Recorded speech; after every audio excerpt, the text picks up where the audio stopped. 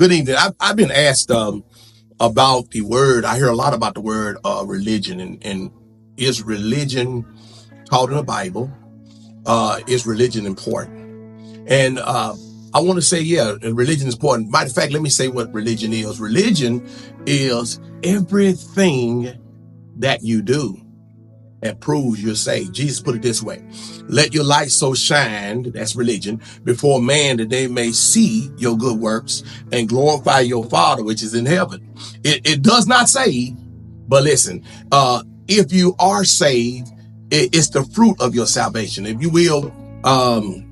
And I know this is gonna sound corny, but I want you to understand what we're talking about here.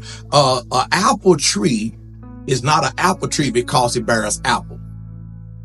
It bears apples because it's an apple tree. Now, without the apples or not, it's still an apple tree. That's why that's why I'm very reluctant to judge people based on where they are in the Lord, or if I don't see the fruit or things like that. Using that same illustration, trees don't bear fruit all the time, and then the tree has to be a certain mature stage in order to bear fruit. Now, remember what I'm saying, that the outward expression of your belief is religion. Going to church don't save you, but if you save, that's what happens. You go to church, knocking on doors, knocking on doors, trying to win people to Christ. That's religion.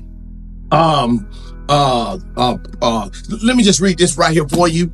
I want to read this word, and I want you to see this word in the Bible. And I promise you, I will expand upon this word. Listen to this word. It says this over in James chapter 1 verse 26. Now remember, James is not talking about the source of salvation.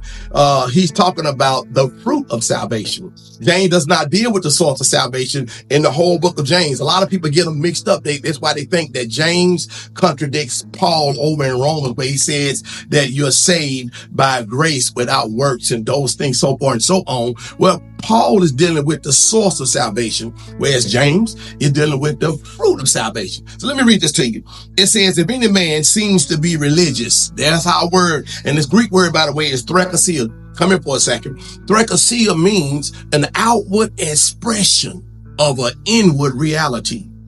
Paul put it this way. He says that be not conformed to this world, but be ye transformed by the renewing of your mind, that they may, that you may be able to prove what is good and acceptable and holy in the perfect will of God. He's talking about something that's on the inside that needs to grow and show up on the outside. Over in Romans chapter 12, verses 1 and 2. Look at the next verse. Pure religion. Now watch this.